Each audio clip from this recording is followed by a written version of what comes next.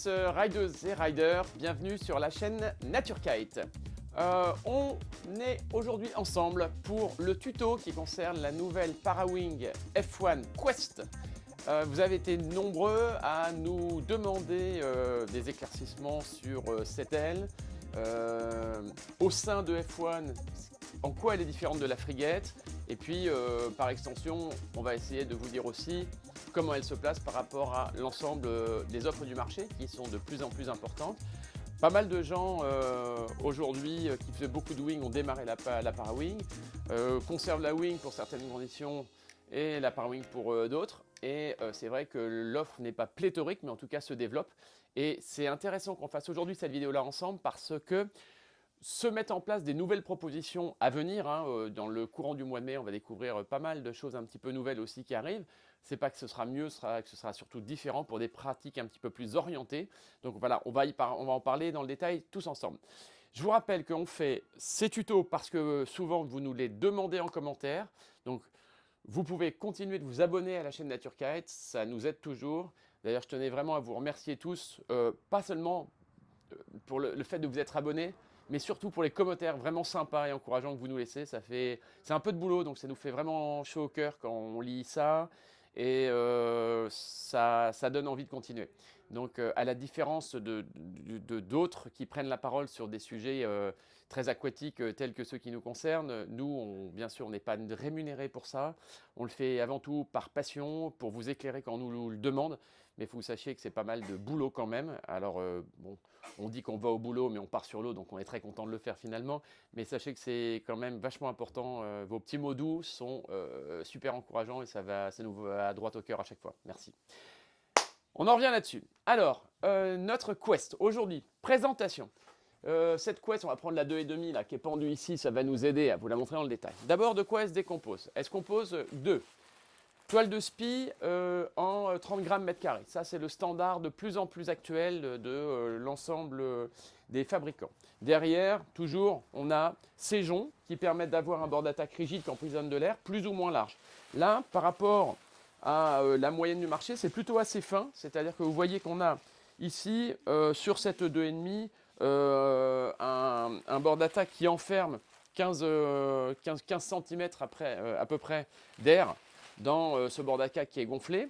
Ça veut dire quoi? Ça veut dire qu'on va avoir une aile qui est un petit peu légère, on va avoir une aile qui va être facile à fermer puisque cet air-là, il va falloir le chasser à un moment quand on ferme l'aile. Donc si on n'a pas un bord d'attaque qui revient très très fort, c'est déjà le signe à l'observation que c'est une aile qui est faite pour être fermée facilement. On a des lignes qui sont plutôt assez courtes par rapport à la moyenne. On a une barre qui a été améliorée, qui a été revue par rapport à la barre de la frigate qui est là-haut, qui était vraiment toute droite. Les avants étaient pris au bout de l'aile. Et là, en fait, on sait très bien que dans le vent fort, dès que ça tracte fort, on a tendance à vouloir un peu prendre l'aile par les avants pour soulager, puis pour permettre d'aplatir le profil pour qu'il monte un peu plus au vent. Et donc, on a tendance toujours au près serré à tirer vraiment fort sur l'avant. Là. Ce qui fait que là, c'est pas bête. On a quand même la barre qui dépasse du point de prise des avants pour pouvoir vraiment tirer un petit peu fort et être du coup un petit peu plus confortable sur la plage haute. Pas mal ça. Il a une forme aussi, c'est pas con, pour que l'effet de levier soit maximum sans forcer trop, il est un peu coudé, ce qui fait qu'en fait on a une action qui est plus importante, alors que le bras de levier est pas non plus si long que ça. On a toujours le même bout de harnais monoline intégré à la barre, toujours qui peut coulisser en navigation assez facilement. Je vous rappelle toujours que plus le vent est fort, plus on va être confortable à l'avancer jusqu'à la butée. Si le vent est un peu moins fort, on peut le reculer un petit peu plus bas. On voit par contre que la barre ici, elle est un petit peu différente puisque on a deux points de prise sur la barre, mais rien au milieu. Au milieu, je vous rappelle que sur la frigate ici, on avait un scratch qui reprenait les B et les C, comme on le voit là-haut. Ici, donc, on a une barre qui est beaucoup plus claire, et ça, c'est pas mal parce que ça permet ici d'avoir vraiment la barre dégagée pour la prendre bien en main. Ok. Une fois qu'on a dit ça, on voit qu'aussi, forcément, du coup, on a les lignes qui partent de l'avant qui vont prendre les étages supérieurs et les étages inférieurs par l'arrière ici. On a trois codes couleurs. Avant, sur la frigate, on avait les A qui étaient pris d'une certaine couleur, B et C qui étaient repris ici en jaune, et les freins qui étaient en rouge, comme on voit là-bas. Ici, en fait, on a simplement l'ensemble des avants qui sont pris ici, les freins là. Et à quoi ça sert ça? Ça permet de prendre que les A, mais de pouvoir... Pourquoi il y a un code couleur blanc? C'est parce que c'est le code de fermeture. C'est-à-dire que le code de fermeture, c'est que clairement, c'est fait pour que lorsque vous vouliez fermer, que vous soyez surtoilé ou non, qu'on prenne ici juste le brin. Je vous rappelle la procédure, on passe le pouce là dans les avants et on vient fermer jusqu'ici. Là. Mais forcément, quand on est là, en ayant fermé, déjà, il y a deux avantages. On n'a pas beaucoup de brins qui prennent juste très peu d'avant. Donc ça veut dire que si je prenais tout ça, là, regardez à la fermeture, quand il y a beaucoup d'air dedans, là, et que je veux fermer, ça devient compliqué puisqu'il faut que je compresse l'air, il faut que je fasse sortir l'air de l'ensemble de l'aile. Si je ne prends que les avants par la partie blanche là, qui vient prendre juste le milieu de l'aile, donc la partie uniquement centrale, c'est très facile puisque regardez, j'ai juste ici 5-6 joncs qui se ferment. On a évacué l'air des 5-6 joncs, mais pas des 25 joncs qui viennent composer le bord d'attaque de l'aile. Donc là, juste, je vais fermer que l'avant. C'est comme si je la prenais par là. Mais du coup, même en conditions ultra surtoilées, c'est très facile. Donc on vient la prendre ici, bam.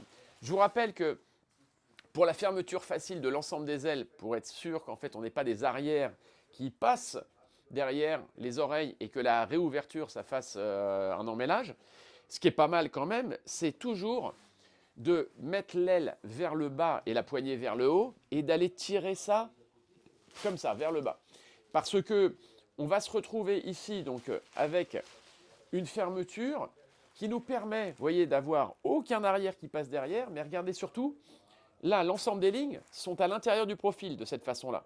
Ce qui fait que si jamais je veux commencer à plier fort, c'est-à-dire faire un petit bouchon pour le garder dans la main ou pour mettre à l'avant du harnais ou dans un lycra, voire une poche kangourou. Qu'est-ce qui se passe? C'est facile parce que je garde la barre isolée. Là, j'ai mon double rideau qui garde toutes les lignes à l'intérieur. Mais une fois que je suis là, ça y est, je suis sauvé. Regardez, je vais faire ça là. Et puis après, je vais tout à fait pouvoir mettre mes lignes ici. Mais vous voyez, une fois que j'ai fait juste mon petit paquet dans la main là, que je suis là, j'aurai toujours, dès que je vais vouloir relancer, je prends ma barre qui est isolée du reste, le bord d'attaque ici, et qu'est-ce que je fais? Attention, là je vois, là c'est un peu le... Je vous parle un peu en tant que moniteur ou entraîneur parce que je vois ce qui se passe et je vois pourquoi ça s'en mêle. Les mecs packent bien, mais ils cassent tout le petit effort de packing par le fait de rejeter l'aile. Alors je leur disais, remontez au vent pour que l'aile puisse prendre de l'air et puisse se gonfler immédiatement dès que vous la lâchez. Donc c'est bien, il reste au travers, vous remontez au vent pour mettre l'aile en pression. Mais ils font un truc là, comme ça, ils jettent l'aile, mais entre le moment où ils la jettent et le moment où les lignes se mettent en pression, si ça se trouve, l'aile, elle fait comme ça, et elle va se gonfler à l'envers. Ou peut-être l'aile, elle fait comme ça, et elle fait un tour. Alors, moi, ce que je conseille, c'est, regardez, quand vous avez la poignée là, vous allez lâcher l'aile vers le bas, et c'est une fois qu'elle est claire, simplement, vous restez un petit peu au largue, vous la lâchez comme ça, et ici, forcément, comme vous n'êtes pas encore en train de remonter, elle ne prend pas vraiment le vent encore. Mais là, le fait de la mettre, d'avoir lâché, et par gravité, elle tombe en face de moi, je vois bien que toutes les lignes sont claires et qu'il n'y a pas de tour. Donc là, c'est là que, immédiatement, dès que je vois que c'est clair, je pousse pour aller au travers, et mécaniquement, mon aile va prendre, et elle va se gonfler. Et là, je serai nickel, d'accord? Si jamais, ça permet quoi? Si, donc ça ne s'en mêle pas de la même façon que si on l'achetait et qu'elle bougeait avant de se gonfler, mais surtout, il y a un truc vachement important, c'est que on va avoir la chance, si jamais je vois qu'elle a fait un tour comme ça. On ne sait pas pourquoi, si ça fait quand même 12 minutes que je l'ai dans la main en 30 descentes, si ça se trouve, je l'ai chiffonné un peu, je la mets dans l'axe, elle est comme ça. Je le sais qu'il ne faut surtout pas que je remonte au vent tout de suite. J'ai le temps ici de lui faire un tour, ici, et seulement une fois que je vois que je suis clair, j'ai plus de tour, là je vais me mettre au travers pour qu'elle se gonfle. Voir si par exemple je suis carrément emmêlé. Alors là c'est bon, là c'est vous qui avez déconné, mais ça va arriver. Donc, bon, j'ai déconné. Dans le packing, je ne sais pas ce que j'ai foutu, j'ai ça, mais je vois que je suis croisé. Tant que l'aile ne prend pas l'air, donc tant que je ne remonte pas au vent et que je suis downwind, là je vois, quand j'ai laissé la poignée en haut et l'aile en bas, que clairement j'ai un tour quelque part. Mais je l'identifie, mais surtout je peux le démêler. Parce que là je dis, il y a un truc qui ne va pas. Tant que je suis downwind, l'aile ne reprend pas le vent. Donc là, j'ai le temps de refaire ça et je dis, allez, ok, maintenant que je suis clair, ça y est, je repars au vent et bon, même se gonfle. D'accord? Ça peut vous faire presque 100% de réussite au destashing, au moment où elle se regonfle. D'accord? Donc, il y a de l'enjeu à faire le bon mouvement. Après, l'aile, elle vous aide. L'aile, elle vous aide. Je sors de la partie pédagogique, mais maintenant, je reviens sur l'aile. Bien sûr qu'une aile qui a peu d'air à l'intérieur et qui est faite dans l'esprit de pouvoir se stasher facilement, rapidement, c'est-à-dire des lignes pas trop longues et un bord d'attaque qui n'est pas monstrueux, c'est-à-dire qui n'est pas large comme ça, qui emprisonne beaucoup d'air, ça va être vraiment facile à fermer. Donc ça, c'est le cas des stash, c'est le cas des quests, c'est le cas des quests qui sont vraiment pensés dans la gamme pour être ouvertes et fermées facilement. Maintenant, je vous donne le cahier des charges global. C'est pas compliqué. C'est que pourquoi 2 ailes du coup chez F1? Comme dans pas mal de marques, tout le monde est parti sur l'idée, au début, c'est-à-dire au début l'année dernière, de faire une aile dans la gamme qui soit ultra polyvalente, qui fasse tout bien. Alors tout bien, ça veut dire comme toujours, on essaye d'avoir un cahier des charges large et d'y répondre à 90% dans tous les domaines. Bon bah ça c'est bien. Mais aujourd'hui, les marques disent, est-ce que maintenant que les gens ont progressé et qu'ils naviguent pas tous de la même façon, on n'a pas besoin d'avoir des ailes qui font quelque chose de spécifique?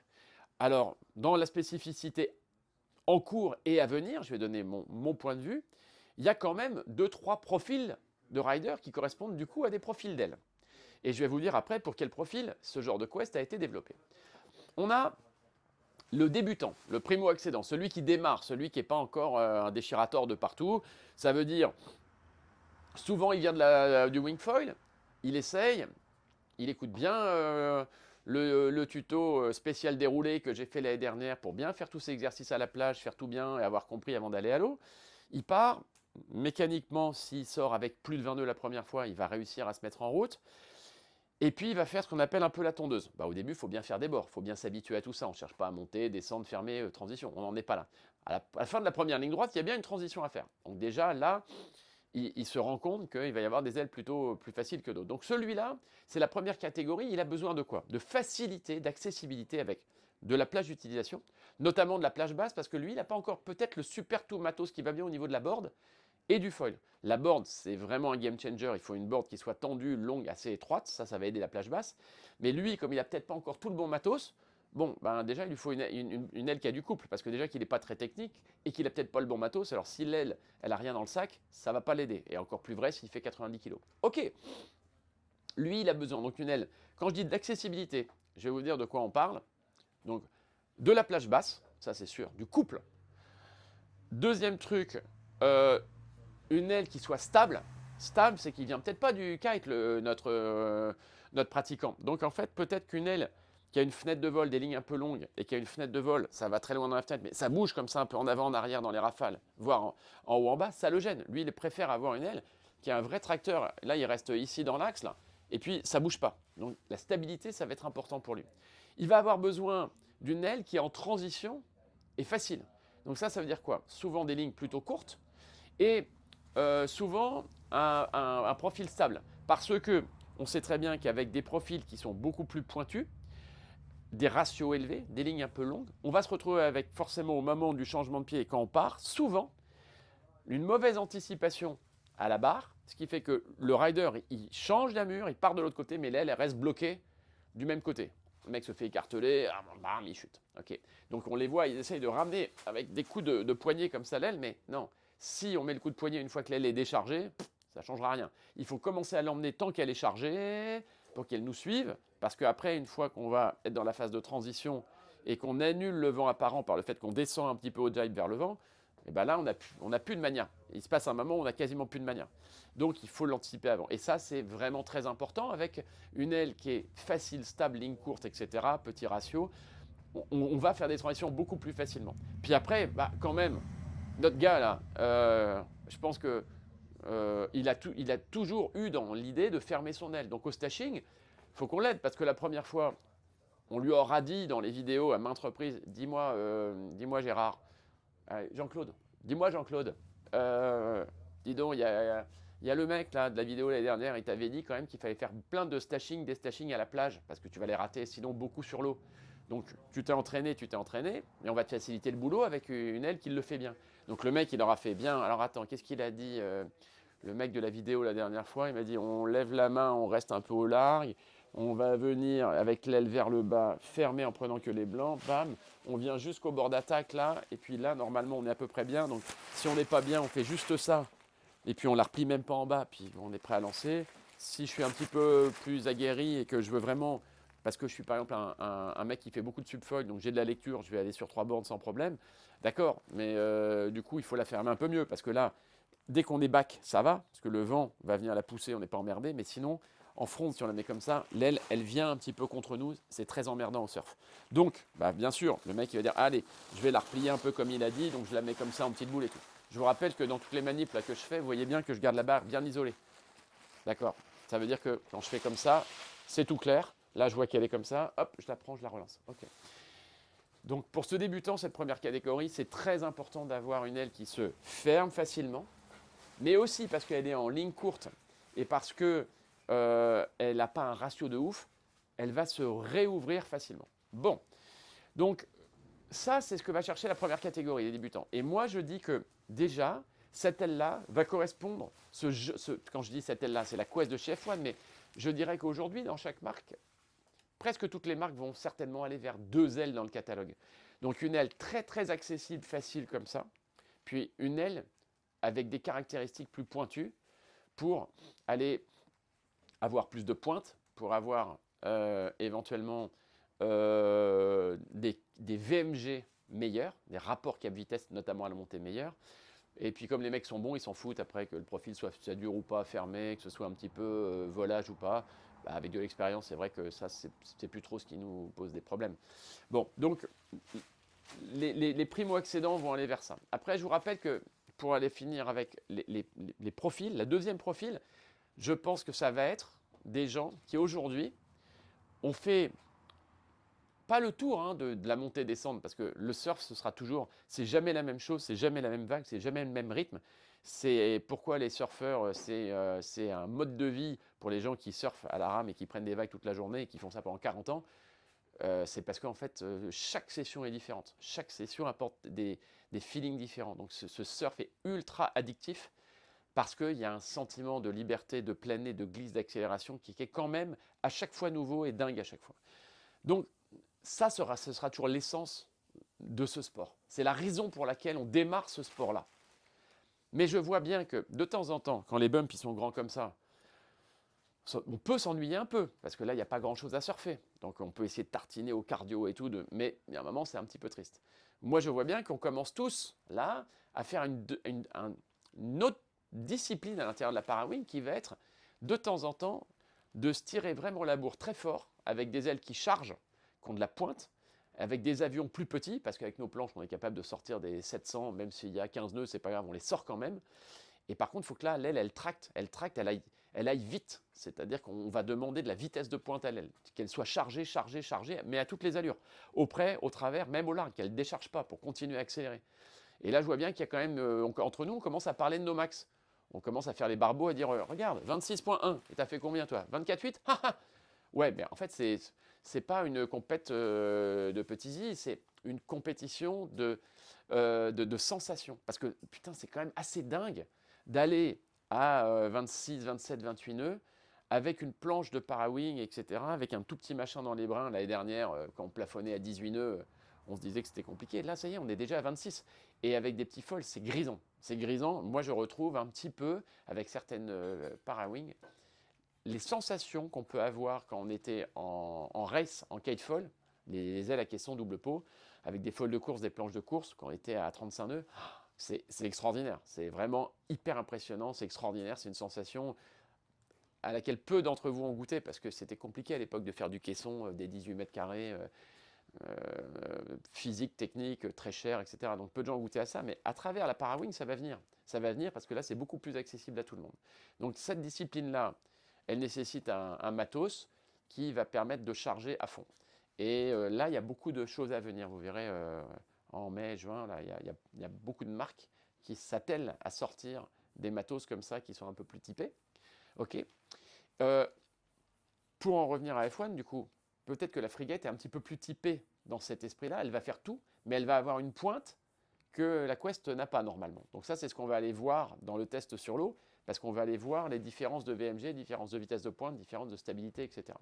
Et puis, il y a peut-être une troisième catégorie, qui sont les gens, là, qui, souvent, ici, je le vois, sont issus du Subfold Wind, qui ne veulent pas faire notre triangle habituel où on monte à une borne de la plage, on descend un bord, un contre-bord, et on redescend, en changeant un peu le cadre pour changer les types de vagues et puis le paysage.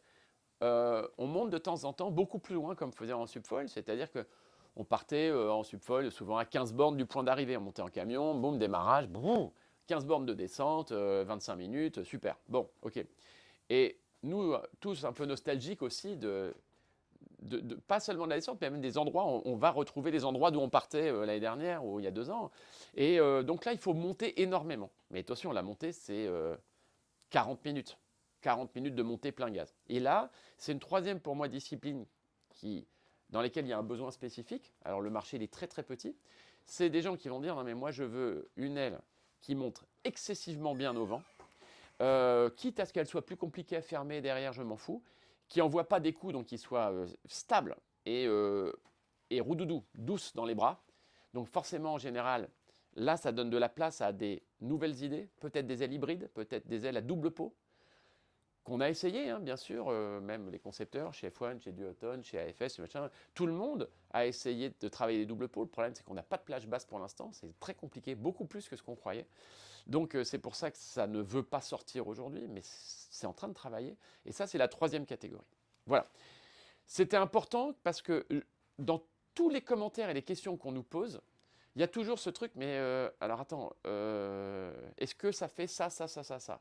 Il faut vous dire que la première catégorie d'ailes comme celle-là, destinée à 80% du marché, elle va faire tout bien à peut-être 80%. Mais il va y avoir toujours des mecs qui vont vouloir garder des ailes qui vont vraiment vite pour avoir la sensation que ça charge et pouvoir accélérer un slalom, aller vite sur l'eau, parce qu'ils utilisent aussi des petits foils. Et puis, cette catégorie dont je viens de parler, de gens qui veulent que ça monte hyper facilement en angle, comme des doubles pots qui montent face au vent, mais alors il faut être toilé comme jamais, c'est exclusif, c'est dur à fermer, c'est dur à renvoyer, mais si on monte sur 15 bornes, ça a du sens. Voilà. J'en ai fini avec les catégories. La Quest, on va donc maintenant aller la voir sur l'eau, on va aller se mettre en combi, et on va voir si elle répond à ce cahier des charges qui est de dire, est-ce qu'aujourd'hui, ça correspond à un mec qui démarre, qui ne veut plus passer par une plume, je vous rappelle la plume, structure gonflable de l'année dernière, on passe directement à une Quest. Moi, je vous réponds que si le mec sait faire de la wing correctement, et ben aujourd'hui, l'envoyer en cours directement avec une Quest, ouais, c'est possible. Il va s'en sortir. La condition, c'est de le toiler, mais il va s'en sortir parce que même s'il en met le tout enlevé, il y a beaucoup moins de bride, donc c'est beaucoup plus facile d'enlever un tour dans les lignes parce que c'est beaucoup plus stable, parce que ça backstall pas non plus. Bon, toutes ces choses-là que nous, on voit en cours quand on vous donne des cours, ben, aujourd'hui, on sait qu'on peut vous envoyer directement avec une aile gonflable, non gonflable, comme ça, en monopo, et ça marche bien. Est-ce que après, attention, c'est une aile réservée à des gens comme ça? Non, ça fait ça. Par contre, je vois plein de mecs qui ont un très bon niveau qui naviguent avec ça. Pourquoi? Parce qu'ils vont privilégier ce qui est dans le cahier des charges expliqué par F1, c'est une aile stable, qui s'oublie, hyper légère, qui est très facile à fermer et à réouvrir, très facile pour progresser en transition. On a fait un tuto spécial transition là au KB, vous voyez, de temps en temps on balance l'aile dans l'eau sur un jibe, on la prend là, on la fait revenir, pareil de temps en temps, on la met dans l'eau et on revient ici, on la passe dans le dos pour revenir ici sur un virement frontside. On fait plein de trucs, mais forcément, il faut que l'aile elle soit la plus neutre possible et qu'elle vole toute seule. Parce que forcément, une fois on la met à contre, une fois on lui met l'oreille dans l'eau, on retire dessus. Voilà, ça c'est le genre d'ailes qui vont bien marcher pour progresser dans tous ces domaines-là. Et pour tous les gens qui ne vont pas à 3 bornes ou à 4 bornes de la plage, ben c'est vrai que si on reste dans le kilomètre de la plage, moi je trouve qu'il faut aller chercher un cahier des charges comme ça, quelle que soit la marque dans laquelle vous allez. Parce que, immédiatement facile, ça va pas très très vite par rapport aux ailes les plus rapides du marché. Ouais, peut-être. Ça monte pas beaucoup. Ouais, on va aller mesurer, mais on nous rapporte 15 degrés de moins que les ailes qui montent le plus du marché. 15 degrés, c'est pas non plus énorme. Et surtout, on ne le voit pas en navigation. Et après, par contre, immédiatement facile tout le temps, fermer, ouvrir, transition, ça marche tout seul. On va aller expérimenter ça sur l'eau ensemble. Moi, je pars forcément sur l'eau avec de quoi mesurer les angles montées descendre, les Vmax. Et je prends aussi une friguette avec moi de la même taille, de façon à pouvoir comparer exactement. Parce que aujourd'hui, chez F1, il y a 2 offres. Donc je vous présente la Quest, mais je vais vous dire aussi ce qu'il peut y avoir à côté en frigate, ce que ça permet d'avoir en plus ou en moins, et donc comment orienter vos choix. On va dans l'eau, on se retrouve après. À tout de suite. Allez, cette fois-ci, on y va. Juste un petit truc, je vous parle de ce harnais, la Manera, avec la poche derrière qui permet de rentrer l'aile quand on le retourne. Juste une petite astuce, vous voyez là, la petite poche qui est dédiée normalement à passer juste la barre. Ce qui est bien, c'est exactement le diamètre de l'Insta. Donc pour ceux qui ont besoin de filmer un peu, c'est cool. Bon, vous voyez qu'aussi, hein, pas con non plus pour ceux qui vont vraiment loin. Là, on va partir à 400 bornes. On a toujours un petit sifflet là pour appeler les copains quand on s'est pété en cap. Et toujours la petite flashlight qu'on peut mettre sur n'importe quel harnais. On les vend au détail, mais c'est vachement important. On va pouvoir y aller. Un petit casque quand même, casquette casque, un peu en dur. Quand il y a 30 nœuds et qu'on fait un peu les cons, ça peut arriver de taper, c'est pas mal. On y va et on se retrouve après pour faire un grand débrief de tout ce qu'on a senti. À tout de suite.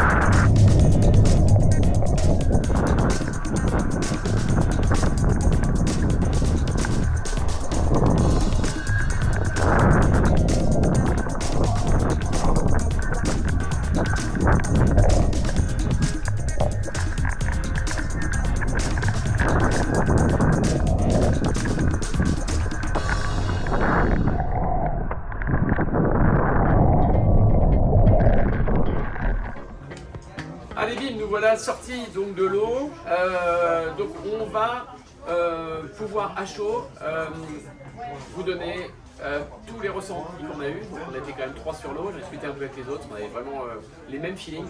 Je ne vais pas vous dire en fait si l'argumentaire proposé par F1 est respecté, si le cahier des charges est respecté. Je vais vous dire juste, pour que ce soit vraiment le plus simple possible, ce que ça fait selon nous de bien, et ce que ça peut faire moins bien ou ce que ça ne fait pas du tout. Pour aller vite, c'est quand même vraiment simple. On la prend dans la main, on a un sentiment de stabilité directe, donc ça c'est bien.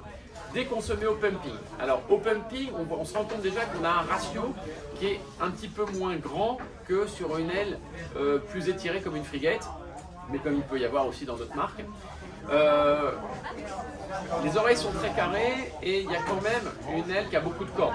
C'est-à-dire qu'on a quand même quelque chose d'assez carré et compact devant nous, à taille égale par rapport à d'autres marques, ont des oreilles beaucoup plus fines qui partent beaucoup plus loin.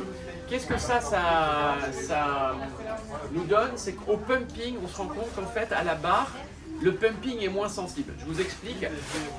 Quand on est ici, là, en général, on met les deux mains très haut là-dessus. Si je place, que je place ma main arrière là, là ou là, mon aile, au moment où je pompe, là, je vais pomper au fur et à mesure, là, mon aile là, elle n'est pas très sensible au placement de ma main arrière, c'est-à-dire qu'elle ne va pas backstoller. Ce qui arrive souvent sur des ailes qui ont un peu plus de ratio, c'est que souvent au moment du pumping, l'aile, elle va reculer avant de réavancer. Et si on tire trop fort sur la main arrière, l'aile carrément, elle va reculer dans la fenêtre. Et là, on tue la puissance et on n'a plus qu'à recommencer la procédure de départ. Donc ça change pas mal. Ensuite, il y a un truc très important, donc c'est qu'après que le pumping ait été efficace, facilement trouvable, qu'on soit monté, une fois qu'on est en l'air, en fait, on a une phase d'accélération qui laisse le temps. C'est-à-dire que c'est pas... Ça y est, on est sorti de l'eau et tout de suite on a la pression, donc ça accélère, il faut être un petit peu préparé dans l'axe. On a le temps, ça met du temps à accélérer. Donc on est dans l'esprit, c'est confort, qu'on mette un peu les deux mains sur la barre, une seule main sur la barre, ça accélère progressivement. Donc ça c'est agréable parce qu'on se retrouve avec une aile qui n'est pas sensible au fait. Même si on n'a qu'une seule main sur la barre et qu'on l'est là ou plus en avant, on n'a pas une aile qui va bouger comme ça d'avant en arrière dans sa fenêtre de vol, puisqu'on a très peu de fenêtres de vol. Et pareil, dans les surventes, elle ne va pas monter comme ça. Et ça, c'est important parce que ça fait que globalement, même quand une fois qu'on est au harnais, on est tout roudoudou, on peut vraiment lâcher une main, on monte paisiblement. Ça va donc, on dit que pumping, facile. Oui derrière, confort, vraiment confort. Troisième truc, les transitions. Ouais, pour ceux qui ne savent pas encore très bien faire leur transition, notamment quand le vent est léger et que l'aile elle dégage devant vous là, un tout petit coup de barre avant, elle reprend facilement. Les lignes sont courtes, on a quand même toujours de l'air dans le bord d'attaque, donc même quand on actionne la barre un peu tard dans l'entrée en transition, l'aile repart très vite dans la bonne direction, elle est très facilement pilotable, elle se devine très bien. Donc transition facile. Derrière, stashing et destashing. Quand on la prend, je ne parle pas des gens qui vont aller la mettre en fermant les arrières, en descendant le vent et en la faisant backstoller exprès pour aller prendre tous les lignes comme ça. Parce que là, comme toutes les aides, elle peut tourner un peu. Ok. Par contre, si on suit le mode de stashing qui est préconisé, c'est-à-dire, regardez, je prends l'aile là, je lève et je prends juste ici, comme on a dit, là, et qu'après, boum, on ferme l'aile comme ça.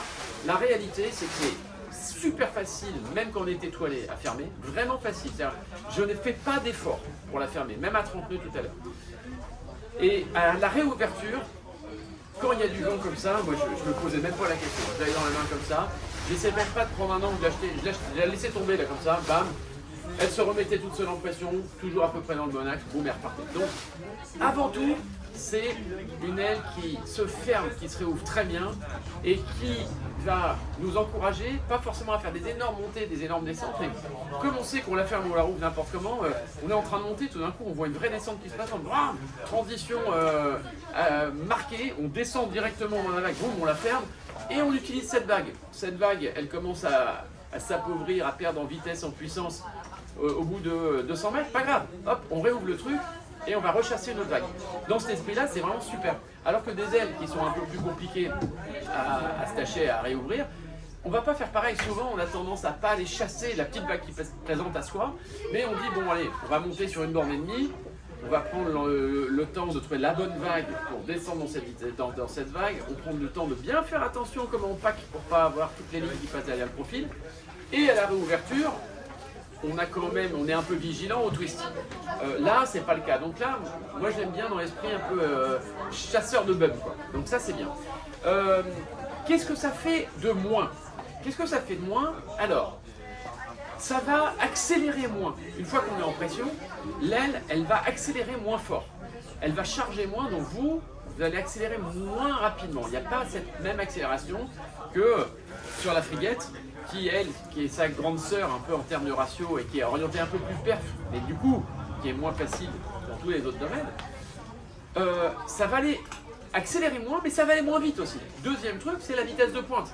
J'ai jamais, même à 30 nœuds, été capable de la charger au point où j'étais tellement dur qu'en poussant un peu vers l'avant en position race comme ça, j'arrivais à avoir des bonnes vitesses. Mais c'est beaucoup parce que j'avais 3 nœuds et demi avec le même matos de Vmax de différence entre les deux ailes. 3 nœuds et demi, c'est quand même pas mal. Bon.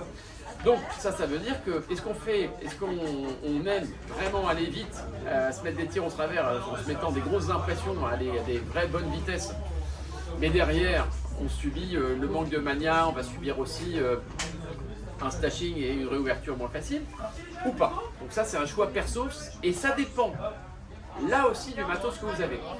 La façon de choisir entre une frigate et une quest, c'est pas la couleur, c'est pas le ratio, mais qu'est-ce que vous avez aussi sous les pieds? Parce que si moi je suis quelqu'un qui aime aller vite, qui donc préférerait peut-être une frigate à une quest, mais que j'ai sous les pieds, parce que les bumps sont pas rapides, parce qu'il n'y a pas beaucoup de vent, si j'ai, je sais pas moi, une 1000 sous les pieds,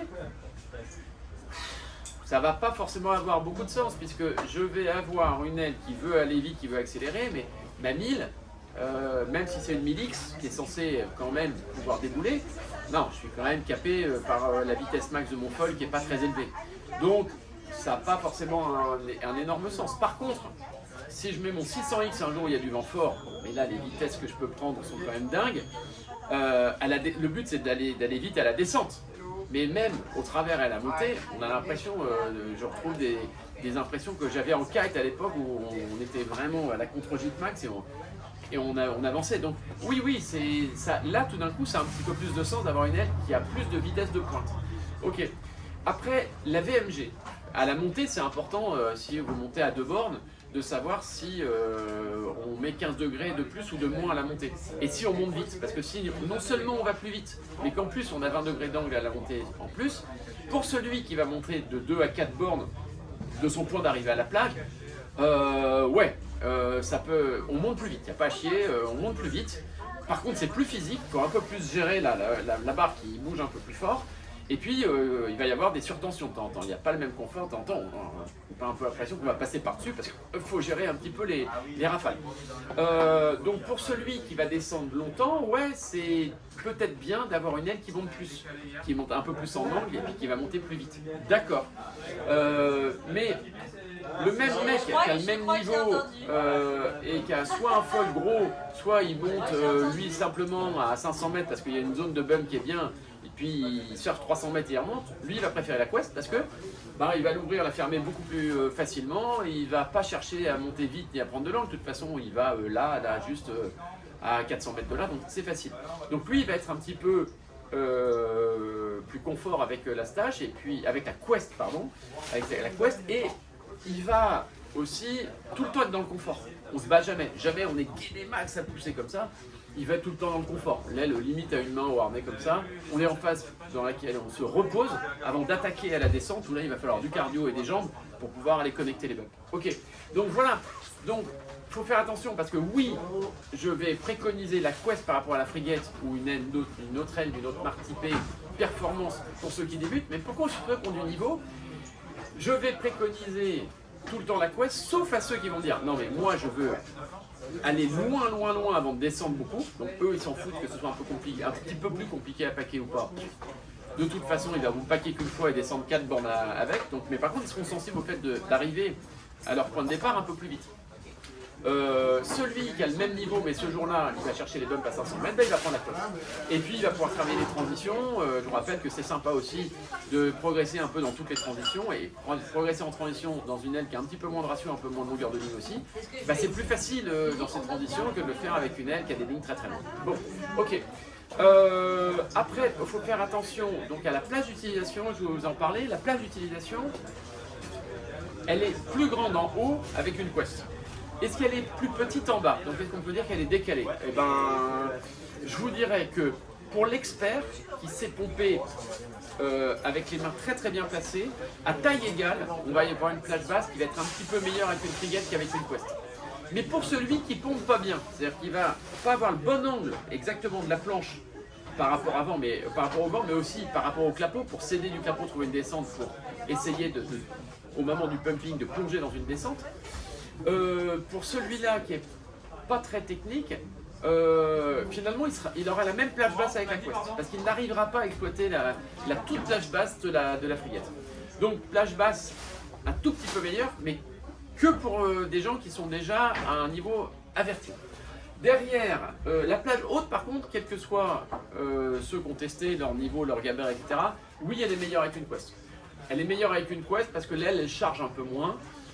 Donc on va se retrouver avec une aile qui est pas seulement plus confortable, mais quand même elle va encaisser beaucoup mieux les rafales. Donc là on avait un vent est qui était assez gusty tout à l'heure, on se retrouvait quand même avec une aile qui restait ultra confortable alors qu'on était en plage haute. 30 nœuds pour la 3 mètres, c'est la plage haute, et une 2,5, 35 nœuds. Voilà. Pour avoir moi-même essayé la 2 mètres Quest, c'est pas une aile qui vous permet d'aller à 43 nœuds si vous faites un gabarit moyen. Non. La réalité, c'est qu'on voit bien que je l'ai prise jusqu'aux alentours de 40 nœuds, je me faisais vraiment, vraiment bouger. La 2 mètres Quest pourtant. Hein. Donc, moi, ce que je dis, c'est que c'est plutôt pas une aile qui va aller au-delà de 40, c'est plutôt une aile que les gens vont mettre dans leur quiver quand ils font, par exemple, un petit 70 kg. Pourquoi? Parce que eux, déjà en 2,5, quand il y a 30 nœuds, ils se font bouger. Donc la 2 mètres, elle va faire peut-être 26, 38 pour eux, mais il leur faut parce qu'ils ne sont pas lourds. Et c'est encore plus vrai si vous avez un foil qui est un peu gros en dessous.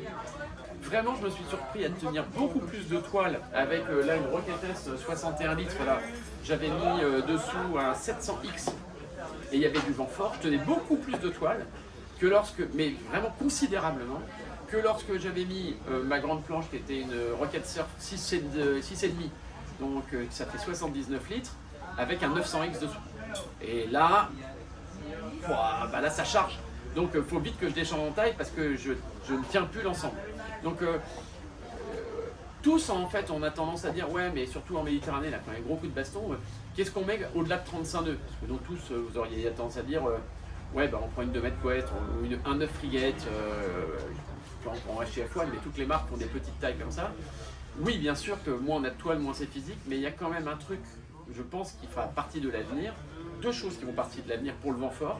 Le premier truc c'est ça me semble compliqué d'avoir la même planche pour du 13 nœuds départ para-wing et qu'on l'ait à 35 nœuds. Donc moi je vous dis ce que je fais, c'est que, et je pense que les pratiquants qui vont tout le temps à l'eau vont faire ça à un moment ou à un autre, c'est d'avoir une planche qui va jusqu'à 20-21 nœuds, le 13-21 nœuds c'est exigeant, une planche longue, très tendue, très étroite qui décolle toute seule, souvent sans strap, mais au-delà de ça, c'est quand même, notamment aussi quand il y a des vagues ou de la pente, c'est quand même pas mal d'avoir plus court, donc d'avoir une planche plus petite qui va faire peut-être une Rockettes là en 5.3 ça fait 53 litres, en 5.6 ça fait 61 litres, pour 75 kg, moi la 61 litres elle est parfaite, et je mets un foil plus petit, je mets un 700, entre 700 et 800 dessus, et là c'est super, je gagne beaucoup en plage haute, donc j'imagine que ça va rentrer dans les mœurs pour ceux qui naviguent souvent dans toutes les conditions, et après pour le vent très fort, on va attendre de voir ce que ça donne, mais j'ai expérimenté beaucoup les doubles pots, les hybrides certes, dans différentes marques, mais vous allez voir qu'en mai, on va avoir plusieurs marques qui vont sortir, donc pas seulement des hybrides, mais aussi des doubles pots. Et pour avoir beaucoup essayé, on a une plage haute, alors une plage basse qui est dégueulasse sur une double pot. C'est pas vrai en hybride. En hybride, on arrive à avoir une plage basse pas très loin d'une monopôt. Mais dès qu'on passe en vrai double pot, une vraie laquation, la plage basse est détériorée. Donc en fait, est-ce qu'il faut avoir une 6 mètres carrés pour naviguer dans 20 nœuds? C'est désagréable en double pot. Par contre, j'aime bien cette solution-là que j'ai essayé de prendre par exemple une 3 mètres ou 3,5 double pot quand il y a 30-35. Mais là, il y a une glisse de dingue pour monter. Ça charge, mais ça se tient incroyablement bien. Et on fait un cap qui est bien meilleur qu'avec n'importe quel monopôt, quelle que soit la marque. Et est-ce que la fermeture, c'est plus compliqué? Oui. C'est notamment plus compliqué à la réouverture, parce qu'une fois qu'on a enlevé l'air du caisson, parce qu'on l'a staché, compacté, au renvoi, l'aile ne vole pas tant que l'air n'est pas rentré dans le caisson. Et donc, et dans les intercaissons pour diffuser sur les oreilles. Donc l'aile, on a un peu un sac à merde au bout de la main, bien sûr. Mais c'est pas grave, quand on utilise ça, deux solutions, soit on est très bon, on connaît son matos, on va la faire voler pour qu'elle charge, puis il y a un moment, le peu d'air qui va arriver va faire qu'elle va repartir. Mais même si on n'est pas un expert, la réalité, qu'est-ce qu'on s'en fout de tomber parce qu'on a un peu emmêlé le bridage. Après 4 bornes de descente, on s'est mis 15 minutes à fond là dans les bumps, machin bidule. On y a accédé très vite. Et ça tombe bien parce que comme on descend vite dans les gros bumps, bah, monter vite, ça permet d'avoir autant de temps de monter que de descendre, ça c'est bien. Et puis oui, peut-être on va tomber, puis on va prendre le machin comme ça et en 15 secondes on la remet en l'air, on part. On a perdu 15 secondes. Par contre à la montée, on a gagné peut-être 10 minutes pour monter 4 bornes plus haut.